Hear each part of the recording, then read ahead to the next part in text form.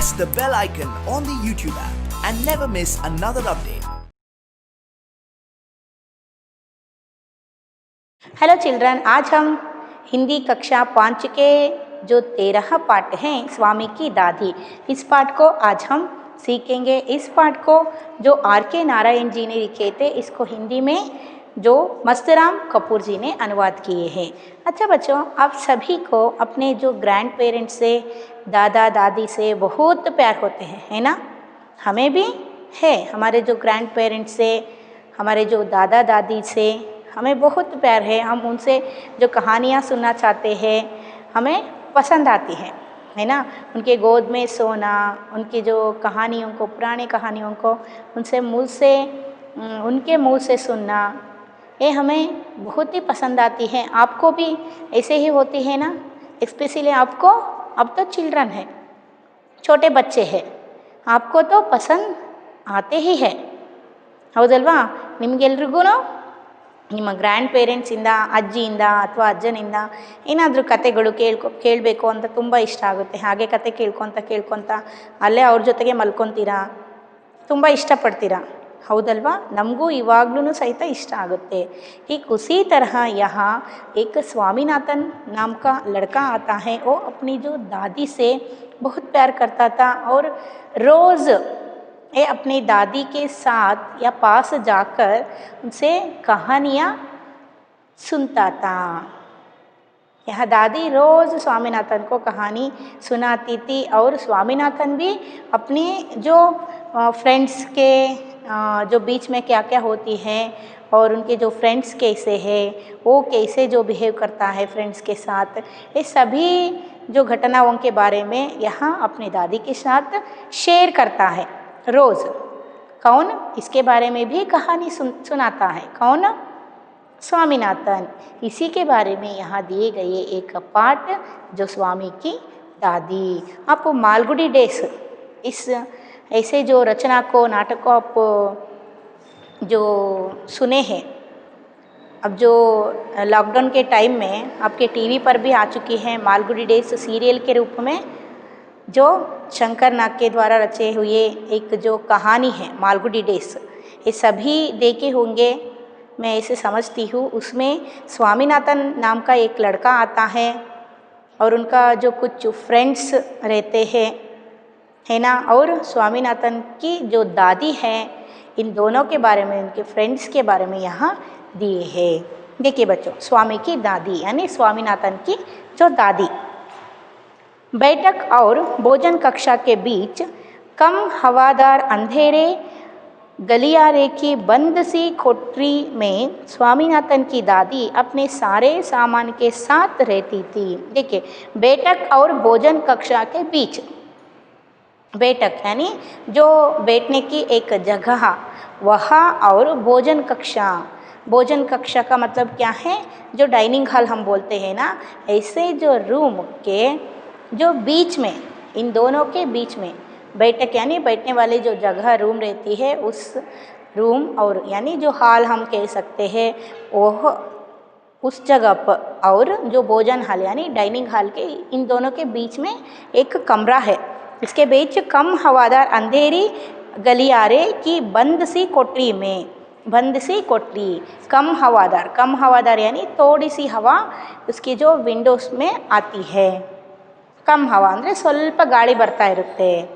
ऐसे जो गलियारे के बंद सी कोठरी में, ಏಕೆ ऐसे जो गलियारे यानी जो ಒಂದು ಕೊಠಡಿ ಅಂತ ಹೇಳ್ತೀವಲ್ವಾ, ऐसे एक रूम में यहाँ स्वामी की दादी है, स्वामीनाथन की दादी है, अपनी सारी सामान को बांध के एक तरफ रख के वह रहती थी।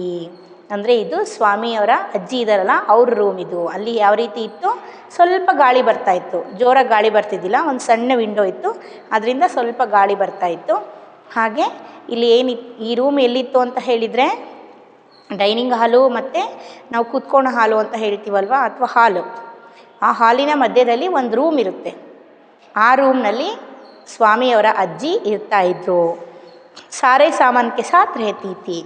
यहाँ जो दादी के कुछ सामान हैं, उसके बारे में यहाँ जो सामान के बारे में भी यहाँ दिए हैं। उनका सामान था 5 दरियों, 3 चादरों, 5 तकियों वाला भारी भरकम बिस्तर, पटसन के रेशों का बना एक वर्गादार बक्सा और लकड़ी की एक छोटा सा बक्सा। देखिए उनके जो यहाँ उनके सामान, दादी माँ के जो सामान हैं कौन कौन सी हैं, जो 5 दरियों का मतलब क्या है, यहाँ जो सैटिन की एक कपड़ा आती है उसे हम दरियों बोलते हैं, यानी जो ಒಂದು ಸ್ಯಾಟಿನ್ ಬಟ್ಟೆ ಅಂತ ಬರುತ್ತೆ, ಮೀಡಿಯಮ್ ಆಗಿ ರಫ್ ಆಗಿರುತ್ತೆ ಅದು, ಆ ರೀತಿ ಬಟ್ಟೆಗಳನ್ನು ಇಟ್ಕೊಂಡಿರ್ತಾರೆ ಅಜ್ಜಿ ಅವರು। 3 चादर यानी जो बेडशीट, अब सभी को पता है ना, चादर का मतलब क्या है,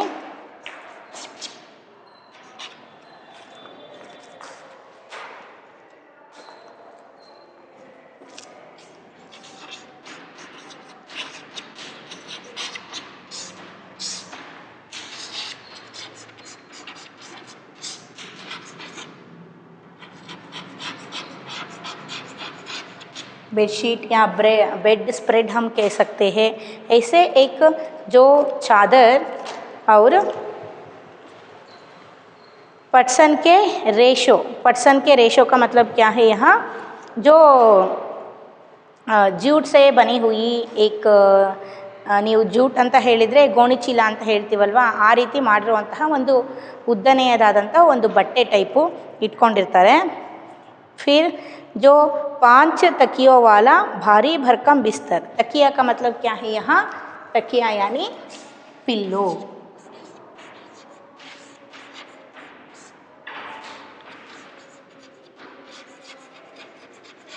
जो पिल्लो कितने हैं, यहाँ कितने दिए हैं, 5 तकियों वाला भारी भरकम बिस्तर ಅಂದರೆ 5 पिल्लोಗಳನ್ನು ಹೊಂದಿರುವಂತಹ भारी भरकम, इसका मतलब क्या है, हेवी वेट एक जो क्या दिए हैं, एक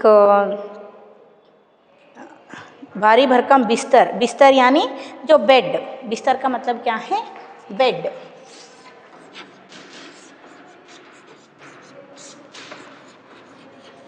एक भारी भरकम यानी हेवी वेटेड, एक 5 तकियों वाली यानी 5 पिलो वाली एक भारी भरकम हेवी वेटेड एक बेड को रखी हुई थी। कौन, जो स्वामीनाथन की दादी। और लकड़ी का एक छोटा सा बक्सा, पटसन के रेशों का बना एक वर्गाकार बक्सा। और जो एक बक्सा यानी बक्सा का मतलब क्या है, एक बॉक्स टाइप, एक बड़ा सा बॉक्स और जो लकड़ी का एक छोटा सा बक्सा, छोटा ಅಂತ ಹೇಳಿದರೆ ಸಣ್ಣದೊಂದು ಬಾಕ್ಸು ಮತ್ತು ಒಂದು ದೊಡ್ಡ ಬಾಕ್ಸು, ಟ್ರಂಕ್ ಟೈಪ್ ಒಂದು ಬಾಕ್ಸ್ ಇಟ್ಕೊಂಡಿದ್ರು ಅಜ್ಜಿ। ನೀವು ಇಲ್ಲಿ ನೋಡ್ತಾ ಇದ್ದೀರಾ, ಪಿಕ್ಚರಲ್ಲಿ ಕೊಟ್ಟಿದ್ದಾರೆ ಅಲ್ಲಿ, ಹೌದಾ, ದಿಂಬುಗಳನ್ನು ಪಿಲ್ಲೋಗಳನ್ನು ಕೊಟ್ಟಿದ್ದಾರೆ, ಬೆಡ್ ಕೊಟ್ಟಿದ್ದಾರೆ, ಆಮೇಲೆ ಮೇಲಲ್ಲಿ ಹಾಕಿದಾರಲ್ಲ ಅಜ್ಜಿ ಬಟ್ಟೆಗಳನ್ನು ಕೊಟ್ಟಿದ್ದಾರೆ।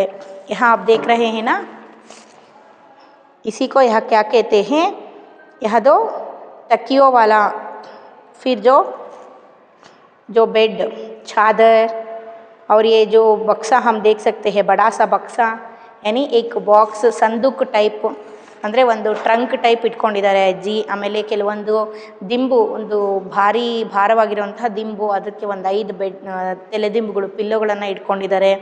ಆಮೇಲೆ ಮತ್ತೇನು ಕೊಟ್ಟಿದ್ದಾರೆ, ದರಿಯೋ ಅಂತ ಹೇಳಿದರೆ ನಾನು ಹೇಳಿದೆ ಸ್ಯಾಟಿನ್ ಟೈಪ್ ಬಟ್ಟೆ ಒಂದು, ಆ ರೀತಿ ಬಟ್ಟೆಗಳನ್ನು ಹಾಕ್ಕೊಂಡು ಅಲ್ಲಿ ಹಾಕಿದ್ದಾರೆ, ಮೇಲೆ ನೇತಾಕಿದ್ದಾರೆ, ಕಾಣಿಸ್ತಿದೆ ನಿಮಗೆ, ಆ ರೀತಿ ಬಟ್ಟೆಗಳನ್ನು। ಫಿರ್ ये जो छोटा सा एक बड़ा सा बक्सा और छोटा सा बक्सा ಅಂದರೆ ಒಂದು ಟ್ರಂಕ್ ಟೈಪ್, ಒಂದು ಬಟ್ಟೆಗಳನ್ನು ಇಟ್ಕೊಳ್ಳೋದಕ್ಕೆ ಒಂದು ದೊಡ್ಡ ಟ್ರಂಕ್ ಟೈಪ್ ಒಂದು ಬಾಕ್ಸ್ ಇದೆ।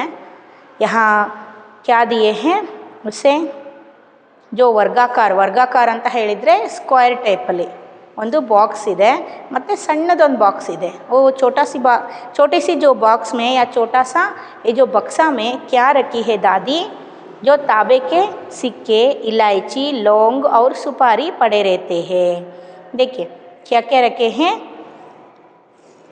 तांबे के सिक्के का मतलब क्या है, यहाँ जो स्मॉल कॉइन्स, छोटे कॉइन्स, नाण्य हम बोलते हैं ना, ಅಂದರೆ ಸಣ್ಣ ಕಾಯಿನ್ಸ್ಗಳು ಇರುತ್ತಲ್ಲ, ಆ ರೀತಿ ಕಾಯಿನ್ಸ್ಗಳನ್ನು ಸಣ್ಣ ಬಾಕ್ಸಲ್ಲಿ ಇಟ್ಕೊಂಡಿದ್ದಾರೆ। ಫಿರ್ क्या क्या रखे हैं, इलायची, लौंग, इलायची ಅಂದರೆ ಗೊತ್ತಿದೆ ನಿಮಗೆ, ಏಲಕ್ಕಿ, लौंग ಅಂದರೆ ಲವಂಗ, ಮತ್ತು सुपारी का मतलब क्या है, ಅಡಿಕೆ ಎಲೆ, ಗೊತ್ತಾ? ಇದನ್ನೆಲ್ಲ ಒಂದು ನೋಡಿದ್ದೀರಾ ನೀವು, ಅಜ್ಜಿ ಆದವರೆಲ್ಲ ಇಟ್ಕೊಂಡಿರ್ತಾರೆ ಒಂದು ಬಾಕ್ಸಲ್ಲಿ ಅಡಿಕೆ ಎಲೆ, ಲವಂಗ, ಆಮೇಲೆ ಇದು ಏಲಕ್ಕಿ, ಕೊಬ್ಬರಿ ತುಣುಕುಳನ್ನ ಸಹಿತ ಇಟ್ಕೊಂಡಿರ್ತಾರೆ, ಅಜ್ವಾನ ಇಟ್ಕೊಂಡಿರ್ತಾರೆ, ಹೌದಲ್ವಾ? ಆಮೇಲೆ ಸೋಂಪು ಕಾಳುಗಳನ್ನ ಇಟ್ಕೊಂಡಿರ್ತಾರೆ. ಆಮೇಲೆ ಇಲ್ಲಿ ಅಜ್ಜಿ ಏನು ಇಟ್ಕೊಂಡಿದ್ದಾರೆ, ಅದ್ರ ಜೊತೆಗೆ ಸಣ್ಣ ಸಣ್ಣ ನಾಣ್ಯಗಳನ್ನು ಇಟ್ಕೊಂಡಿದ್ದಾರೆ ಒಂದು ಸಣ್ಣದು ಬಾಕ್ಸಲ್ಲಿ. ಅದಕ್ಕೆ ಎಲೆ ಅಡಿಕೆ ಬಾಕ್ಸ್ ಅಂತಲೂ ನೀವು ಹೇಳ್ಬೋದು. ಗೊತ್ತಾಯ್ತಾ? ಅಡಿಕೆ ಚೀಲ ಅಂತ ಇವಾಗ ಯೂಸ್ ಮಾಡ್ತಾರೆ. ಆವಾಗಿನ ಇದರಲ್ಲಿ ಒಂದು ಸಣ್ಣದೊಂದು ಬಾಕ್ಸ್, ಸುಪಾರಿ ಬಾಕ್ಸ್ ಅಂತಲೇ ಬರೋದು, ಅದರಲ್ಲೆಲ್ಲ ಸಪ್ರೇಟಾಗಿ ಇಟ್ಕೊಳ್ತಾ ಇದ್ರು.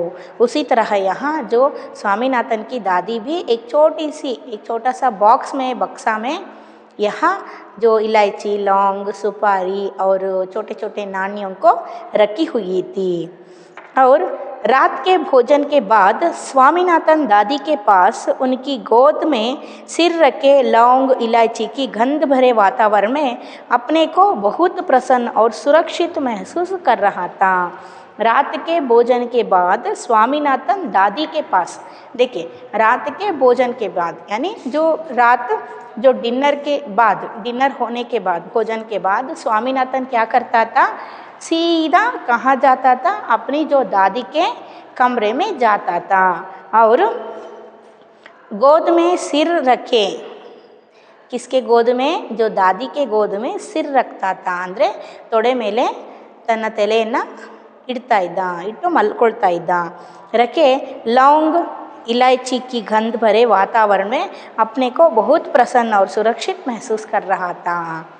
अपने दादी के गोद में, अपनी जो दादी के गोद में जाकर वह सिर रखकर सोता था और वहाँ कैसी जो गंध आती थी दादी के कमरे में, इलायची, लौंग, सुपारी की जो गंध आती थी ना, उसी गंध को यहाँ कौन? स्वामीनाथन पसंद करता था. और स्वामीनाथन अपनी दादी के गोद में सोना ही सुरक्षित मानता था, अपने आप को सुरक्षित महसूस करता था. ಅಂದರೆ ಏನೋ ಒಂಥರ ಅವನಿಗೆ ಸಮಾಧಾನ ಆಗೋದು, ರಿಲ್ಯಾಕ್ಸ್ ಫೀಲ್ ಆಗ್ತಾ ಇತ್ತು.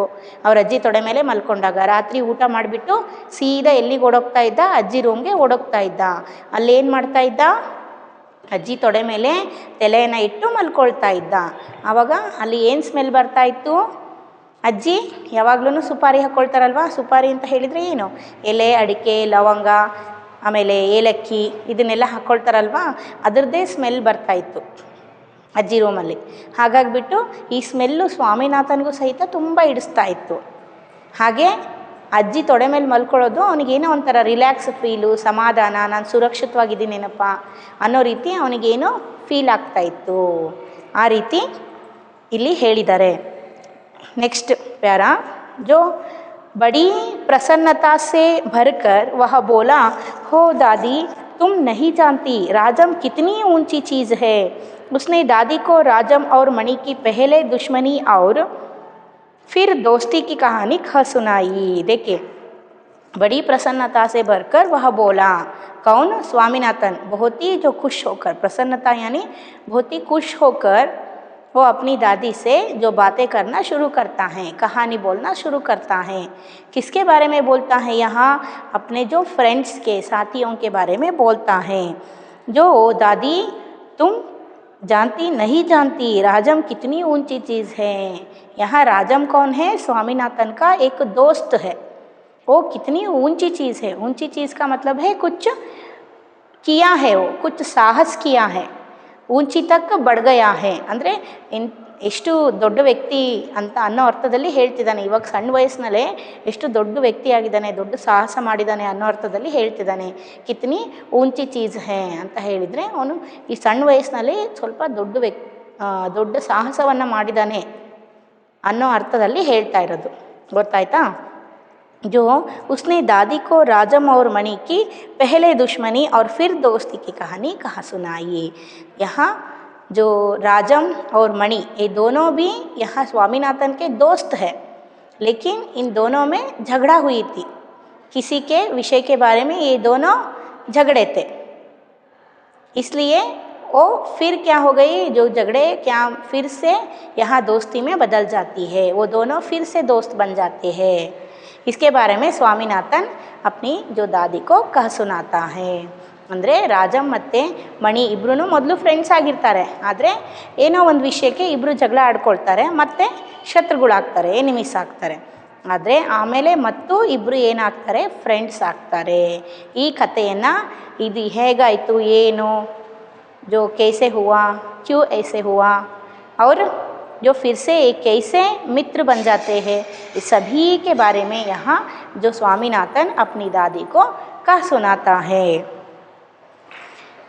तुम्हें पता है उसके पास सचमुच की पुलिस की वर्दी है, स्वामीनाथन बोला. देखिए स्वामीनाथन फिर से क्या बोलता है यहाँ, तुम्हें पता है दादी, जो सचमुच यहाँ किसके पास, राजम के पास सचमुच एक वर्दी है, पुलिस की वर्दी. वर्दी का मतलब क्या है, जो यूनिफॉर्म.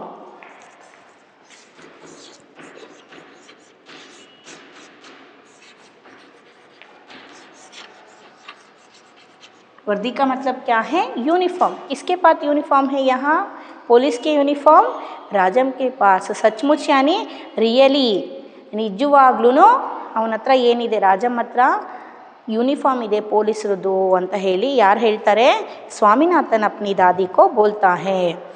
जो कितनी जो सच उसे पुलिस की वर्दी क्यों चाहिए, दादी ने पूछा. देखिए दादी क्या पूछती हैं, सच जो इतनी छोटी उम्र में जो राजम को पुलिस की वर्दी क्यों चाहिए, उसके पास पुलिस की वर्दी क्यों है. ರಾಜಮ್ಗೆ ಇನ್ನು ಸಣ್ಣ ವಯಸ್ಸು, ಅವನಿಗೆ ಯಾಕೆ ಈ ವಯಸ್ಸಿನಲ್ಲಿ ಪೊಲೀಸಿನ ಯೂನಿಫಾರ್ಮ್ ಬೇಕು, ಅದನ್ಯಾಕೆ ಇಟ್ಕೊಂಡಿದ್ದಾರೆ ಪೊಲೀಸರ ಬಟ್ಟೆನ, ಅವನ್ಯಾಕೆ ಹಾಕ್ಕೊಳ್ತಾನೆ ಅಂತ ಅಜ್ಜಿ ಕೇಳ್ತಾರೆ.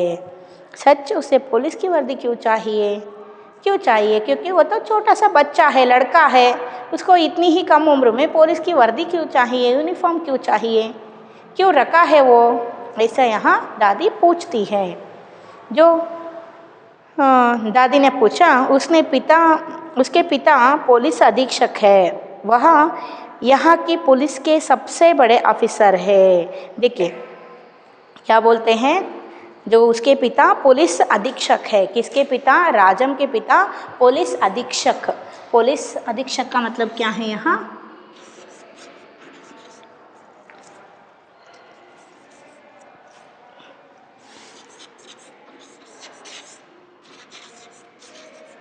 अधीक्षक यानी जो सुपरिटेंडेंट ऑफ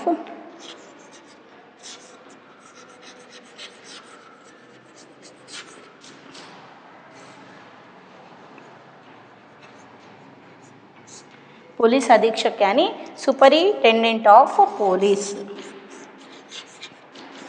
कौन है यहाँ, पुलिस की जो अधीक्षक कौन है, जो कौन है, राजम के पिता. राजम के पिता पुलिस के जो अधीक्षक हैं, इसका मतलब क्या है, सुपरिटेंडेंट ऑफ पुलिस है. और वह यहाँ की पुलिस के सबसे बड़े ऑफिसर है. ये राजम के जो पिता हैं वो वहाँ के जो स्वामीनाथन के जो गांव के सबसे बड़े पुलिस ऑफिसर है. सभी यहाँ राजम के पिता के सामने ही सर झुकाते हैं, उसको सलाम करते हैं. ऐसा यहाँ स्वामीनाथन अपनी दादी को बोलता है. ಅಂದರೆ ರಾಜಮ್ ಅವರ ತಂದೆ ಏನಿದ್ದಾರೆ ಪೊಲೀಸ್ ಸೂಪರಿಂಟೆಂಡೆಂಟು, ಅಂದರೆ ಅವರು ಪೊಲೀಸ್ ಅಧೀಕ್ಷಕರು. ಅವರು ಎಲ್ಲಿರೋ ಎಲ್ಲ ಪೊಲೀಸರಿಗಿಂತ ದೊಡ್ಡವರು, ದೊಡ್ಡ ಸ್ಥಾನದಲ್ಲಿದ್ದಾರೆ, ಉನ್ನತ ಹುದ್ದೆಯಲ್ಲಿದ್ದಾರೆ ಅಂತ ಹೇಳ್ತಾ ಇದ್ದಾನೆ. और उनका सच में काफ़ी बड़ा दफ्तर होगा. उन्होंने बड़े ऑफिसर है, पुलिस अधीक्षक हैं, वह यहाँ की पुलिस के सबसे बड़े ऑफिसर हैं. दादी काफ़ी प्रभावित हुई. दादी प्रभावित होती हैं, यानी प्रभावित होने का मतलब क्या है, ಅವ್ರ ಕಡೆಗೆ ಸೆಳೀತಾರೆ ಯಾರು, ಅಜ್ಜಿ ಪ್ರಭಾವಿತರಾಗ್ತಾರೆ. ಈ ಕಥೆಯನ್ನು ಇನ್ನೂ ಕೇಳ್ಕೊಳ್ತಾ ಹೋಗ್ತಾರೆ. और उनका सच में काफ़ी बड़ा दफ्तर होगा, उन्होंने कहा. देखिए उनका सच में काफ़ी बड़ा दफ्तर होगा. किसका, यहाँ जो राजम के पिता के जो काफ़ी बड़ा दफ्तर. दफ्तर का मतलब क्या है यहाँ, जो ऑफिस.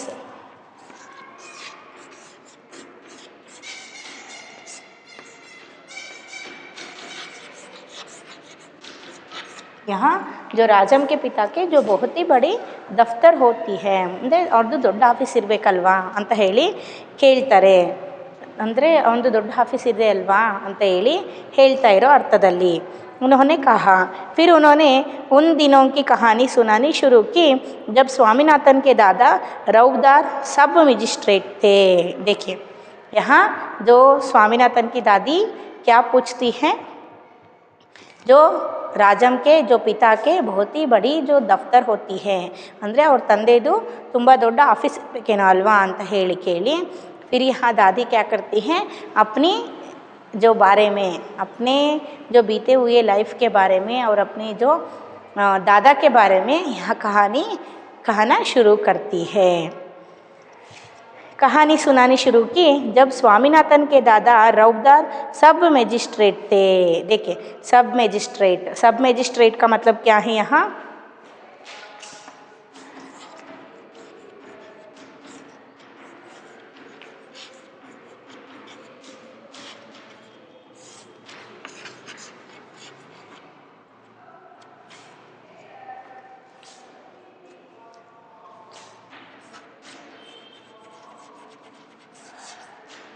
यानी मजिस्ट्रेट यानी जज हम बोलते हैं. इसे जो सब मजिस्ट्रेट थे कौन, स्वामी के जो दादा, इसका मतलब क्या है दादी की जो दादी का पति. समझ में आए ना. रौदार एक जो सब ಮ್ಯಾಜಿಸ್ಟ್ರೇಟ್ ಥी ಅಂದರೆ ಉಪನ್ಯಾಯಾಧೀಶರು ಅಂತ ಹೇಳ್ತಾರಲ್ವಾ, सब जज ಅಂತ ಹೇಳ್ತಾರಲ್ವಾ, ಅವರಾಗಿದ್ರಂತೆ. जिनके दफ्तर में पुलिस वाले कांपते हुए खड़े रहते थे. किसके दफ्तर में, दफ्तर यानी जो ऑफिस में, किसके ऑफिस में, जो स्वामीनाथन के जो दादा हैं ना वो सब मैजिस्ट्रेट थे और इनके जो ऑफिस में जो बड़े बड़े पुलिस भी कांपते खड़े होते थे. कांपना का मतलब क्या है, ನಡ್ಗೋದು, ಶಿವರಿಂಗ್, ಹೆದರ್ಕೊಂಡು ನಡ್ಕೊಳ್ತಾ ನಿಂತ್ಕೊಳ್ತಿದ್ರಂತೆ ಅಂತ ಅಜ್ಜಿ ಕಹಾನಿ ಕತೆ ಹೇಳೋದಕ್ಕೆ ಶುರು ಮಾಡಿದ್ರು. उनसे डरकर कुखार से कुखार डाकू तक भाग खड़े होते थे. देखिए उनसे डरकर, किससे डरकर, यहाँ स्वामी के जो दादा से डरकर, वो सब मैजिस्ट्रेट थे ना, इससे डरकर यहाँ जो कुकार से कुकार का मतलब क्या है यहाँ, वेरी जो फेरोशियस यानी डेंजरस.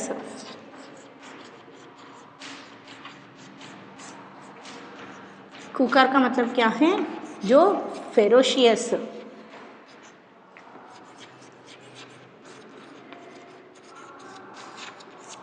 इसका मतलब क्या है, बहुत ही जो डेंजरस जो कौन डाकुए रहते थे और फेरोशियस जो डाकू रहते थे वो सभी यहाँ क्या करते थे, कुकर से कुकर जो डाकू तक भाग खड़े होते थे.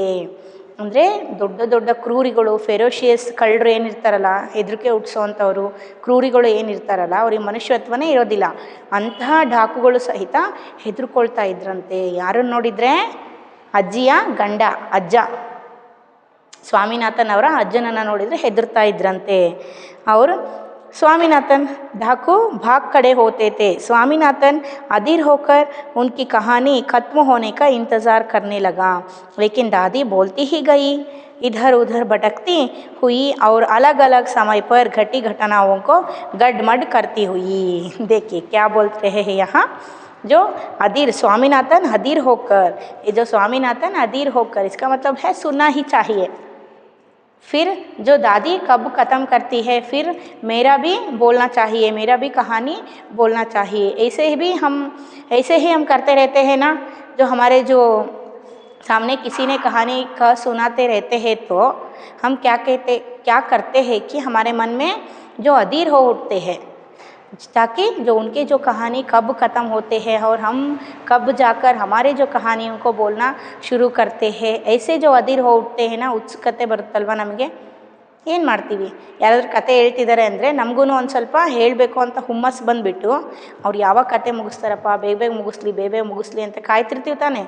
ನೆಕ್ಸ್ಟು ನಾವು ಹೇಳೋದಕ್ಕೆ ಶುರು ಮಾಡೋಣ ಅಂತ. ಅದೇ ರೀತಿ ಇಲ್ಲಿ ಸ್ವಾಮಿನಾಥನ್ ಏನು ಮಾಡ್ತಾನೆ, ಅಜ್ಜಿ ಕತೆ ಹೇಳ್ತಾ ಇರ್ತಾರಲ್ಲ, ಅಮ್ಮ ಯಾವಾಗ ಮುಗಿಸ್ತಾರೋ ಅಂತ ಹೇಳೇ ಕೇಳ್ತಾ ಇರ್ತಾನೆ. ಬೇಗ ಮುಗಿಸ್ಲಪ್ಪ, ನಾನು ನನ್ನ ಕತೆ ಹೇಳಬೇಕು ಅಂತ ಹೇಳಿ ಸ್ವಾಮಿನಾಥನ್ ಕಾಯ್ತಾ ಇರ್ತಾನೆ. ಇದರ್ ಉದರ್ ಭಟಕ್ತಿ ಲೇಕಿನ್ ಇಂತಜಾರ್ ಕರ್ನೆ ಲಗ ಅಂದರೆ ವೇಟ್ ಮಾಡ್ತಾ ಹೋಗ್ತಾನೆ. ಅಜ್ಜಿ ಇವಾಗ ಮುಗಿಸ್ತಾರೆ ಕತೆನ, ಆವಾಗ ಮುಗಿಸ್ತಾರೆ ಅಂತ. ಲೇಕಿನ್ ಯಹಾ ದಾದಿ ಮಾ ಕಹಾನಿ ಸುನ್ತಿ ಹಿ ಜಾ ರಹಿ ಥಿ, ಬೋಲ್ತಿ ಹಿ ಜಾ ರಹಿ ಥಿ, ಅಂದರೆ ಸುಮ್ಮನೆ ಹೇಳ್ತಾನೆ ಹೋಗ್ತಿದ್ರು ಕತೆನ ಒನ್ ಬೈ ಒನ್ನು. दादी बोलती ही गई, इधर उधर भटकती हुई वो अलग अलग समय पर घटी घटनाओं को गडमड करती रही. कौन? दादी क्या करने लगती हैं?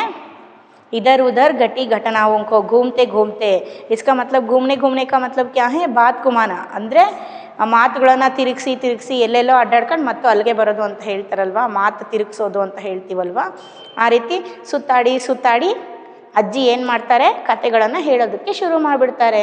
नहीं रुकती है अज्जी और यहाँ क्या करते हैं घटनाओं को इधर उधर घटी घटनाओं को. इसका मतलब क्या है?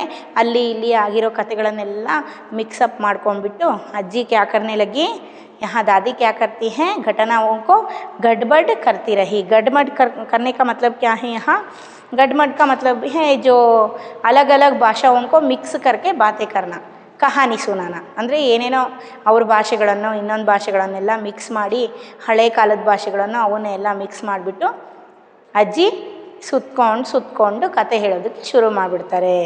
ರೀಲ್ ಸುತ್ತೋದು ಅಂತ ಹೇಳ್ತೀವಲ್ವ ನಾವು, ಆ ರೀತಿ ನಿಮ್ಮ ಭಾಷೆಯಲ್ಲಿ ಹೇಳ್ಬೇಕಂದ್ರೆ ಆ ಥರ ರೀಲ್ ಸುತ್ಕೊಳ್ತಾ ಅಲ್ಲಿಗೆ ತಿರ್ಕೊಂಡು ಬರ್ತಾನಪ್ಪ ಇವನು ಅಂತ ಹೇಳ್ತೀವಲ್ವ, ಆ ಥರ ಅಜ್ಜಿ ತಿರ್ಕೊಂಡು ಏನು ಮಾಡಿದರು, ಅದೇ ಕತೆಗಳನ್ನು ಹೇಳೋದಕ್ಕೆ ಶುರು ಮಾಡಿಬಿಟ್ರು.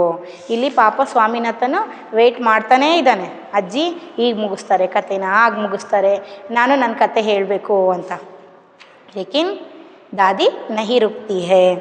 बस काफ़ी है दादी, उसने रूखे स्वर में कहा, मैं तुम्हें राजम के बारे में कुछ बताना चाहता हूँ. जानती हो उसे गणित में कितने नंबर मिलते हैं? यहाँ जो इंतज़ार करता है, जो कौन? स्वामीनाथन. लेकिन दादी नहीं रुकती है, इसलिए जो स्वामीनाथन ही दादी को रोकता है. क्या करता है? बस दादी ಸಾಕು ಅಜ್ಜಿ ಅಂತ ಹೇಳ್ತಾನೆ. ದಾದಿ ಉಸ್ನೆ ರುಕೆ ಸ್ವರ್ ಮೇ ಕಹಾ, ಅಂದರೆ ತಡೆಯೋ ಸ್ವರದಲ್ಲಿ ಹೇಳ್ತಾನೆ. ಬಸ್ ದಾದಿ ರೋಕ್ತಾ ಹೈ और मैं तुम्हें ರಾಜಮ್ ಕೆ ಬಾರೆ ಮೇ ಕುಚ್ ಬತಾನಾ ಚಾಹತಾ ಹೂँ. ನಾನು ನಿಮಗೆ ರಾಜಮ್ಮನ ಬಗ್ಗೆ ಸ್ವಲ್ಪ ಹೇಳೋದಕ್ಕೆ ಇಷ್ಟಪಡ್ತೀನಿ, ನಾನೇನೋ ಹೇಳಬೇಕು ನಿಮಗೆ ರಾಜಮ್ ಬಗ್ಗೆ ಅಂತ ಹೇಳಿ. ಜಾನ್ತಿ ಹೋ, ನಿಮಗೆ ಗೊತ್ತಿದೆನಾ, उसे गणित में कितने नंबर मिलते हैं? किसको? ರಾಜಮ್ ಕೋ ಗಣಿತ್ ಮೇ ಕಿತ್ನೆ ನಂಬರ್ ಮಿಲ್ತೆ ಹೈ, ಅಂದರೆ ಮ್ಯಾಥ್ಸಲ್ಲಿ ಎಷ್ಟು ನಂಬರ್ ಸಿಗುತ್ತೆ ಗೊತ್ತಾ ಅವನಿಗೆ? ಮಾರ್ಕ್ಸ್, ನಂಬರ್ ಕಾ ಮತ್ಲಬ್ ಕ್ಯಾ ಹೈ? ಮಾರ್ಕ್ಸ್. ಎಷ್ಟು ಮಾರ್ಕ್ಸ್ ಸಿಗುತ್ತೆ ಗೊತ್ತಾ ಅವನಿಗೆ ಅಂತ ಹೇಳ್ತಿದ್ದಾನೆ. ಸಾರೆ ನಂಬರ್ ಮಿಲ್ತೆ ಹೋಂಗೆ है ना? दादी ने पूछा. जो दादी क्या पूछती हैं? सारे नंबर मिलती होंगी. इसका मतलब क्या है? जो पूरा का पूरा, कितने जो नंबर टोटल नंबर दिए रहते हैं उतनी नंबर जो मैथ्स में या गणित में यहाँ ರಾಜಮ್ को मिलती होगी ಅಂತ ಹೇಳ್ತಾರೆ ಅಜ್ಜಿ. ಕೇಳ್ತಾರೆ, ಎಲ್ಲ ಮಾರ್ಕ್ಸು ಸಿಗುತ್ತೇನೋ ಅವನಿಗಲ್ವಾ, 100 ಇದ್ದರೆ ಔಟ್ ಆಫ್ 100 ತೆಗಿತಾನಲ್ವ ಇವನು ಅಂತ ರಾಜಮ್ಮು ಅಂತ ಹೇಳಿ ಅಜ್ಜಿ ಕೇಳ್ತಾರೆ. ಅರೆ ನಹಿ, ಉಸೆ 100 में से 90 मिलते हैं. ದೇಕೆ ಉಸೆ 100 में से 90 मिलते हैं, ಅಂದರೆ 100ಗೆ ಎಷ್ಟು ಸಿಗುತ್ತೆ? 90 ಸಿಗುತ್ತೆ, 90 ಸಿಗುತ್ತೆ ಅಂತ ಹೇಳಿ ಯಾರು ಹೇಳ್ತಾ ಇದ್ದಾನೆ? ಸ್ವಾಮಿನಾಥನ್ ಹೇಳ್ತಾ ಇದ್ದಾನೆ. इसका मतलब क्या है? यहाँ मैथ्स की क्यों लिए हैं, गणित ही क्यों लिए है कि जो स्वामीनाथन गणित में डल है. इससे ही हम समझना चाहिए. ಯಾಕೆ ಗಣಿತನೇ ಕೊಟ್ಟಿದ್ದಾರಲ್ಲ ಇಲ್ಲಿ, ಯಾಕಂದರೆ ಗಣಿತ ಅಂದರೆ ಸ್ವಾಮಿನಾಥನ್ಗೆ ಅಷ್ಟಕ್ಕಷ್ಟೇ, ಅವನು ಸ್ಕೋರ್ ಮಾಡ್ತಿರಲ್ಲ ಅದರಲ್ಲಿ, ಅದಕ್ಕೇ ಇಲ್ಲಿ ಇವನು ಇಷ್ಟು ಸ್ಕೋರ್ ಮಾಡಿದ್ರು ಅವನು ಅಷ್ಟೊಂದು ತೆಗಿತಾನೆ ಮಾರ್ಕ್ಸು ಅಂತ ಹೇಳ್ತಾ ಇದ್ದಾನೆ. और चलो अच्छा है, लेकिन तुम्हें भी मेहनत करके उसकी तरह नंबर लेने चाहिए. तुम्हें पता है तुम्हारे दादा कभी कभी ऐसे उत्तर लिखते थे कि परीक्षकों को भी चकित कर देते. जो चलो अच्छा है, दादी क्या बोलती हैं? चलो अच्छा है, हौदा सरी बिडो. जो तुम्हें भी ऐसे ही मेहनत करके परिश्रम लगा के जो पढ़ाई करना चाहिए, तुमको भी अच्छे मार्क्स लेना चाहिए. जैसे जो राजम ले रहा है अच्छे मार्क्स, तुमको भी ऐसे ही अच्छे मार्क्स को पढ़ाई पर ध्यान दे के वर्क करके परिश्रम लगा के लेना चाहिए. ನೀನು ಸಹಿತ ರಾಜಮ್ ಥರ ಚೆನ್ನಾಗಿ ಓದಿ ಒಳ್ಳೆ ಅಂಕಗಳನ್ನು ಮಾರ್ಕ್ಸ್ಗಳನ್ನು ಪಡಿಬೇಕು, ತುಂಬ ಚೆನ್ನಾಗಿ ಸ್ಕೋರ್ ಮಾಡಬೇಕು ನೀನು ಅವನ ಥರ ಅಂತ ಹೇಳಿ ಅಜ್ಜಿ ಹೇಳ್ತಾ ಇದ್ದಾರೆ. और जो तुम्हें पता है तुम्हारे जो दादा कभी कभी ऐसे उत्तर लिखते थे कि परीक्षकों को भी चकित कर देते। देखिए फिर से दादा के बारे में बोलना शुरू कर देती है दादी। जो दादा की तरफ कितनी प्यार है देखिए दादी को, है ना। ಅಜ್ಜನ ಕಡೆಗೆ ಎಷ್ಟು ಪ್ರೀತಿ ಇದೆ ನೋಡ್ರಿ। ಅಜ್ಜ ಇಲ್ಲ ಇವಾಗ ಅಜ್ಜಿ ಜೊತೆಗೆ, ಆದ್ರೂ ಏನೇ ಕತೆ ಹೇಳ್ಬೇಕಂದ್ರೂ ಇಲ್ಲಿ ಸ್ವಾಮಿನಾಥನಿಗೆ ಏನೇ ಒಂದು ಎಕ್ಸಾಂಪಲ್ ಕೊಡಬೇಕಂತ ಅಂದ್ರೂ ಬರೀ ಅಜ್ಜನ ಕತೆನೇ ಹೇಳ್ತಾ ಇದ್ದಾರೆ ಅಜ್ಜಿ, ಅಜ್ಜನ್ನೇ ಎಕ್ಸಾಂಪಲ್ ಕೊಡ್ತಾ ಇದ್ದಾರೆ, ಹೌದಲ್ವಾ। जो स्वामीनाथन को फिर पहले जो क्या दिए, यहाँ राजम के पिता जो क्या है पुलिस अधीक्षक हैं, सुपरिटेंडेंट ऑफ पुलिस है, इसको भी यहाँ जो दादा का ही उदाहरण दिए। दादा भी सब मजिस्ट्रेट थे, है ना। अब जो गणित में वो 100 में 90 लेता है, तो यहाँ स्वामीनाथन को उसी तरह दादा के बारे में ही एग्जाम्पल देना शुरू कर देती है दादी। जो यहाँ जो स्वामीनाथन के जो दादा हैं वो भी पढ़ाई में अच्छा था, और जो तुम्हें पता है परीक्षकों भी कभी कभी ऐसे उत्तर लिखते थे। देखिए जो स्वामीनाथन के जो दादा हैं कभी कभी जो परीक्षा में ऐसे उत्तर लिखते थे, ಅಂದರೆ ಯಾವ ರೀತಿ ಉತ್ತರ ಬರಿತಾ ಇದ್ರು ಅಜ್ಜ ಅಂತ ಹೇಳಿದರೆ, जो वहाँ के जो परीक्षक भी क्या हो जाते थे, परीक्षक भी ಚಕಿತ್ हो जाते थे। ಅಂದರೆ ಅವರಿಗೇನೆ ಸಹಿತ ಆಶ್ಚರ್ಯ ಆಗ್ತಿತ್ತಂದರೆ ಯಾವ ರೀತಿ ಉತ್ತರ ಬರಿತಾ ಇದ್ರು ಅಂತ ಹೇಳಿದರೆ ಅಲ್ಲಿರೋರೇ ಚಕಿತರಾಗ್ಬಿಡ್ತಿದ್ರಂತೆ। ಎಕ್ಸಾಮ್ನರ್ ಏನಿರ್ತಿದ್ರಲ್ಲ, ಎಕ್ಸಾಮ್ ವ್ಯಾಲ್ಯೂಯೇಷನ್ ಮಾಡೋರು, ಅವರೇ ಏನಾಗ್ತಾಯಿದ್ರು, ಆಶ್ಚರ್ಯ ಪಡ್ತಾ ಇದ್ರಂತೆ, ಅಷ್ಟು ಚೆನ್ನಾಗಿ ಉತ್ತರ ಬರೀತಿದ್ರಂತೆ। ಯಾರು? ಸ್ವಾಮಿಯವರ ಅಜ್ಜ, दादी के जो दादा, समझ में आई ना, पति जो चकित कर देते। किसी सवाल का जवाब देने में वे दूसरों के मुकाबला 10वां हिस्सा वक्त लेते थे। किसी सवाल का जवाब देने में,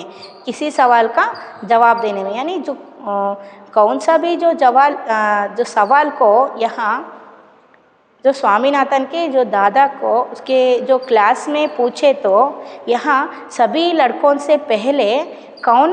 स्वामीनाथन के जो दादा ही उत्तर देते थे, वही पहले जो उत्तर देते थे, और जो ज़्यादा वक्त नहीं लेती थी। ಅಂದರೆ ಒಂದು ಇಲ್ಲಿ ಎಷ್ಟು ಕೊಟ್ಟಿದ್ದಾರೆ, 10ವಾं ಹಿಸ್ಸಾ ಅಂತ ಹೇಳಿದರೆ ಡೆಸಿಮಲ್ ಅಂತ ನಾವು ಹೇಳ್ತೀವಲ್ವಾ, ಅಂದರೆ ಒಂದು 10 ನಿಮಿಷದಲ್ಲಿ 1 ನಿಮಿಷದಲ್ಲಿ ಕೊಡೋದು, ಸ್ವಲ್ಪ ಹೊತ್ತಿನಲ್ಲೇ ಉತ್ತರ ಪಟ್ ಅಂತ ಕೊಟ್ಬಿಡ್ತಾ ಇದ್ರು।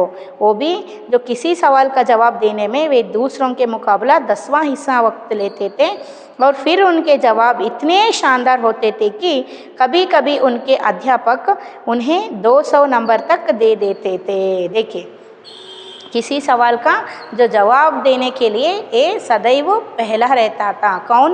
दादा, और देने में दूसरों को उनके जवाब इतने शानदार होते थे कि यहाँ जो मास्टर्स या उनके जो शिक्षक जो पूछने वाले जो प्रश्नों को कैसे जो उत्तर देते, कौन देते थे? यहाँ जो स्वामीनाथन के दादा देते थे कि जो बहुत ही शानदार उत्तर देते थे। इसे देखकर शानदार उत्तर ಅಂತ ಹೇಳಿದರೆ ತುಂಬನೇ ಪ್ರಶಂಸನೀಯ, ಹೊಗಳೋ ಅಂಥ ಉತ್ತರಗಳನ್ನು ಕೊಡ್ತಿದ್ರು, ಶಾಭಾಷ್ ಅಂತ ಹೇಳ್ಬೇಕು ಅವ್ರು ಕೊಡೋ ಉತ್ತರಕ್ಕೆ। ಆ ರೀತಿ ಉತ್ತರ ಕೊಡ್ತಿದ್ರಪ್ಪ ನಿಮ್ಮ ಅಜ್ಜ, ಗೊತ್ತಾ। ಏನೇ ಪ್ರಶ್ನೆ ಕೇಳಿದ್ರು ಹಂಗೆ ಬೇಗ ಉತ್ತರ ಕೊಟ್ಬಿಡೋರು, ಹಾಗೆ ಫಸ್ಟ್ ಅವರೇ ಉತ್ತರ ಕೊಡೋರು। ಅದು ಯಾವ ರೀತಿ ಉತ್ತರ ಕೊಡ್ತಾಯಿದ್ರು ಆ ಟೀಚರ್ಸು, ಶಾಭಾಷ್ ಅಂತ ಹೇಳಬೇಕು, ಆ ರೀತಿ ಉತ್ತರ ಕೊಡ್ತಿದ್ರಪ್ಪ ನಿಮ್ಮ ಅಜ್ಜ ಅಂತ ಹೇಳಿ स्वामीनाथन के ಹೇಳ್ತಾ ಇದ್ದಾರೆ। और जो ऐसे जो शानदार उत्तर देने के बाद उनके जो मास्टर ही यहाँ क्या करते थे, जो 100 और 200 अंक दे देते थे। ನೋಡ್ರಿ ಏನು ಹೇಳ್ತಾ ಇದ್ದಾರೆ ಇಲ್ಲಿ, उन्हें 200 नंबर तक दे देते थे। उनके अध्यापक या मास्टर्स क्या करते थे, स्वामीनाथन के दादा को 100 ಅಲ್ಲ 200 ತನಕ ಅಂಕಗಳನ್ನು ಕೊಟ್ಬಿಡ್ತಿದ್ರಂತೆ। ನೋಡಿರಿ ಈ ಥರ ಕೊಡೋದಕ್ಕೆ ಸಾಧ್ಯನಾ? ನಾವು 100 ಇಟ್ಟಿದ್ದೀವಿ ಅಂದರೆ 100 ಕೊಡಬೇಕಲ್ಲಿ, ಹೌದಲ್ವಾ। ಅಜ್ಜಿ ಹೇಳ್ತಾ ಇರೋದು ನೋಡ್ರಿ ಹೇಗೆ ಹೇಳ್ತಾರೆ, ನಿಮ್ಮ ಅಜ್ಜ ಹೇಗೆ ಉತ್ತರ ಕೊಡ್ತಾಯಿದ್ರು ಅವ್ರು ಟೀಚರ್ಸ್ ಕೇಳೋ ಪ್ರಶ್ನೆಗಳಿಗೆ ಅಂದರೆ ಶಾಭಾಷ್ ಅಂತ ಹೇಳಬೇಕು। ಅದನ್ನು ನೋಡಿಬಿಟ್ಟು ಅವ್ರು ಕೊಡೋ ಉತ್ತರ ಕೊಡೋದು ನೋಡಿಬಿಟ್ಟು ಅವ್ರು ಟೀಚರ್ಸು ಇವರಿಗೆ 200 ತನಕ ಮಾರ್ಕ್ಸ್ಗಳನ್ನು ಕೊಡ್ತಿದ್ರಂತೆ, 200 ಮಾರ್ಕ್ಸ್ಗಳನ್ನು ಕೊಡ್ತಿದ್ರಂತೆ ಅಂತ ಹೇಳ್ತಿದ್ದಾರೆ। ಇದು ಸತ್ಯನಾ? इसी में पता चलते हैं कि जो दादी कैसे बातें करते थे। कैसे जो बातें करते थे। फिर जब उन्होंने एमए किया तो उन्हें इतना बड़ा मेडल मिला था, मैं कई सालों तक उसे गले में पहनती रही। देखिए जो एमए पास किया, कौन? दादी के जो पति यानी जो स्वामीनाथन के जो दादा हैं वो एमए पास किया था ना, तब जो दादा को एक मेडल मिला था। एमए पास करने के बाद एक मेडल मिला था। मेडल आप सभी को पता है ना।